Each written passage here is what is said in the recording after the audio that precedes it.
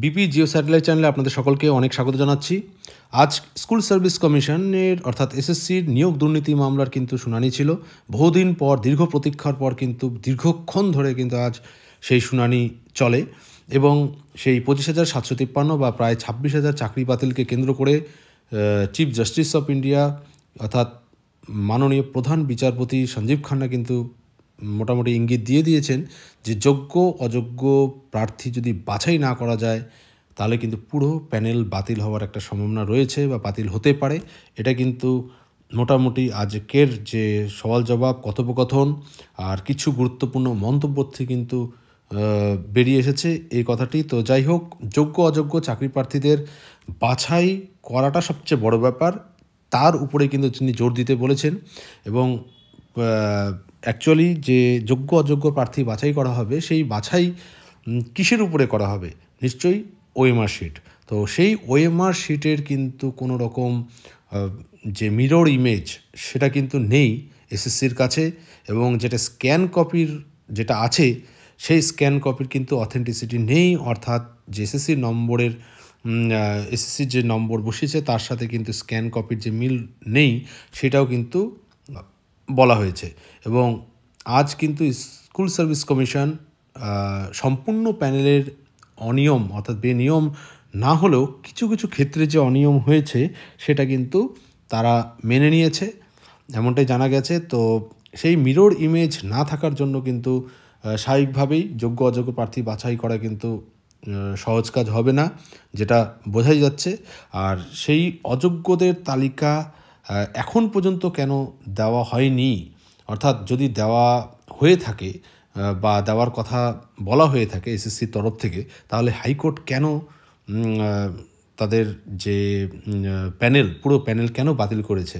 এবং তারপর থেকে কিন্তু সেই যোগ্যদের তালিকা বা অযোগ্যদের তালিকা পৃথকভাবে কিন্তু এখন পর্যন্ত জানা যায়নি। এক একবার এক এক সংখ্যা উঠে আসছে এসএসসির তরফ থেকে, কোনো সময় জানা যাচ্ছে যে সংখ্যাটা সেরকম নেই, আবার কোনোবার বলা হচ্ছে যে 4,000, 5,000, কোনোবার 8,000।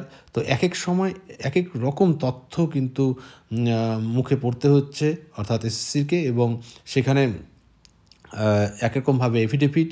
তা সেই কারণে কিন্তু তাদের একটা সন্দেহের চোখেই যে সঞ্জীব খান্না বিচারপতি তিনি কিন্তু মোটামুটি সন্দেহের চোখে বিষয়টা দেখছেন।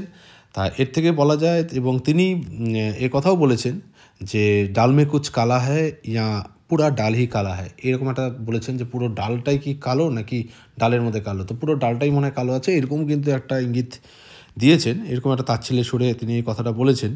তা এছাড়াও যে মনু সিংভি, যারা আবেদনকারীর আইনজীবী মনু সিংভি, তিনি কিন্তু বলেছেন 2018 সাল থেকে 10,000 লোক চাকরি করছে, তাদের বিরুদ্ধে কোনো অভিযোগ নেই।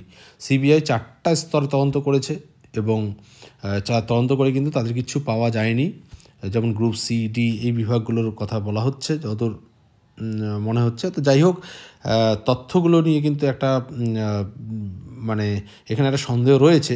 আর অরিজিনাল ওএমআর শিট পাওয়া যাচ্ছে না বলে তার জীবন অন্ধকার করা যায় না, এমনটাও কিন্তু সলভ করেছেন মনোজ সিংভি। কিন্তু বলেছেন যে ওএমআর শিট যদি কয়েকজনের না পাওয়া যায় বা অরিজিনাল ওএমআর শিট যদি না পাওয়া যায় তাহলে 26,000 লোকের চাকরি বা সম্পূর্ণ ওই কয়েকজনের জন্য কেন বাতিল করা হবে, বা যেগুলো সিবিআই দিয়েছে তা তাদের কথাটাও যদি মানা যায় তার উপর ভিত্তি করে সম্পূর্ণ প্যানেল বাতিল করার কি মানে রয়েছে। তো যাই হোক, এখানে বলাই যায় যে জয়দীপ গুপ্ত এর মাঝে আবার কিন্তু সওয়াল করেছিলেন স্কুল সার্ভিস কমিশনের তরফে। জয়দীপ গুপ্ত দাবি করেছেন যে আদালতের নির্দেশ হলে যোগ্য এবং অযোগ্য প্রার্থীদের বাছাইয়ের কাজ করবে স্কুল সার্ভিস কমিশন। তার কথাই হচ্ছে 26,000 লোক চাকরি হারাতে পারে, এই বিষয়টি নিয়ে আমরা খুবই উদ্বিগ্ন। এবং কয়েকজন দুর্নীতি করেছে কিন্তু সবাই নয়, 22 লক্ষ প্রার্থী ছিল, দফা দফায় পরীক্ষা হয়েছে, ওএমআর শিট সংরক্ষণ করার কিন্তু জায়গা ছিল না, এই জন্য এত সংখ্যক ওএমআর শিট। কিন্তু রুলস বলছে যে 1 বছর পরে ওএমআর শিট ধ্বংস করা যায়, এবং 2021 সাল পর্যন্ত কিন্তু কোনো সমস্যা হয়নি, তারপরে মামলা হয়েছে, এমনটাই কিন্তু তিনি তথ্য পরিবেশন করেছেন অর্থাৎ জয়দীপ গুপ্ত। তা এখন এখানে কিন্তু আরেকটা বিষয় যেটা জানার, যে বিচারপতি কিন্তু এখানে একটা মন্তব্য করেছে যে 1 বছর পরে ওএমআর শিট নষ্ট করা হয়, তবে মিরর ইমেজ সংরক্ষণ করে রেখেছে এসএসসি। এটা রাকেশ দ্বিবেদী আবার বলেছেন। তা এইখানে প্রধান বিচারপতি কিন্তু তখন বলেছেন সাধারণভাবে এটা ঠিক নয়, কেউ ওএমআর শিটের মিরর ইমেজ সংরক্ষণ করে রাখেনি, এসএসসিও করেনি, তারা দায়িত্ব দিয়েছিল নাইসা, আর নাইসা আবার স্ক্যান ট্যাগ কি দিয়েছিল, তারা সংরক্ষণ করেনি বরং স্ক্যান করেই ছেড়ে দিয়েছিল। তো স্ক্যান কপির সাথে তার মূল নাম্বারে কিন্তু মিসম্যাচের একটা বিষয় রয়েছে। আর আসল যেটা হচ্ছে একটা পরিষ্কার যেটা বিষয় যে আসল অর্থাৎ অরিজিনাল এবং স্ক্যান ও এমআর শিট কিন্তু দুটা একই জিনিস নয়।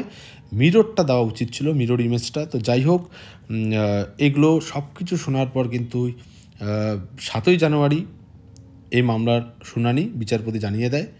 তা এখন সবার চোখ কিন্তু থাকছে যে 7ই জানুয়ারিতে কি কি তথ্য আরও উঠে আসছে এবং বিচারপতি কি সিদ্ধান্ত নিতে যাচ্ছেন এই বিষয়ে। তারপর কি যে আমাদের শুনানিতে কি জাজমেন্ট আসছে সেটা কিন্তু দিকে তাকিয়ে রয়েছে সবাই। তবে বলাই যায় যোগ্য অযোগ্য এটাই মানে আমরা সব কিছু তথ্য আজকে যা শুনানি সেগুলোর উপর ভিত্তি করে এটাই বলা যায় সব খবরাখবর নিয়ে, যে যদি দেখা যায় যে যোগ্য অযোগ্য তালিকা আলাদা করে দিতে পারে স্কুল সার্ভিস কমিশন, যেটা স্কুল সার্ভিস কমিশন নিজেও বিভিন্ন আইনজীবীর মাধ্যমে গুরুত্ব দিচ্ছেন, তা গুরুত্ব দিয়ে বলেছেনও। তা যদি দিতে পারে তাহলে হয়তো অযোগ্য সেই মোতাবেক অযোগ্যদের চাকরি বাতিল হবে, বা যদি না দিতে পারে তাহলে কিন্তু আজ 26,000 চাকরি যারা যোগ্য রয়েছেন তাদেরও কিন্তু প্রশ্নের মুখে পড়তে হবে, এমনটাই কিন্তু বলা যায়।